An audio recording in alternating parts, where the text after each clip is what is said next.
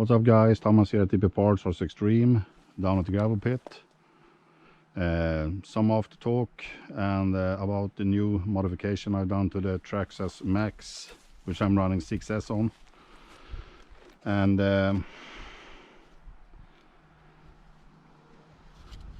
it's taking some serious beating. I'm not sure if you already have seen it, but you know, I'm gonna sit here. You can see the lower ball ends are much longer than the stock ones, and you know, the out travel is massive, and still, which are important, the chassis bottoms out.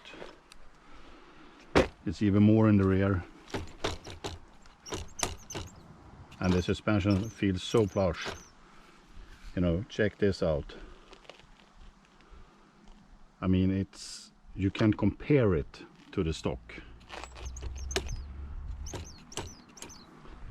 Actually, it feels super smooth. You have finally actually some serious suspension travel. Especially if you are doing some big jumps or you're running on tarmac high grip. I'm not sure this modification are the one to do. It gets a lot of roll in the chassis, you know, and it feels so nice. So what I've done is no rocket science. In stock format, with a stock lower shock ball ends with the secure screw, which I can't use. You know, when the car bottoms out, you have approximately 5 or 6 or 7 millimeters left. So the arms can still travel up, which are a very good thing when running RC cars. So far it's working. That's something that I don't have. It's just precisely, but there are a lot of cars, I won't mention any of them, that barely bottoms out and works superb. So if you're gonna do some high jumps and want some good suspension, how it's soaking up, or running rough terrain, I recommend this modification. But like I said, I've been running smaller tires with this modification, doing some serious jumps, and no issue at all. These are the D-boots Katar, mainly for the ARRMA Talion 6S V3 to V4. And yeah, you know, it's such an improvement, especially when you're jumping. I'm gonna put a link in the description for the parts that I used, and it's a really cheap and easy modification to do. But my goal is to hard test this more. I'm gonna do some ramp jumping and see how it takes some flat landing. But in this case, the soft landing will stress it more. You know, because the chassis continues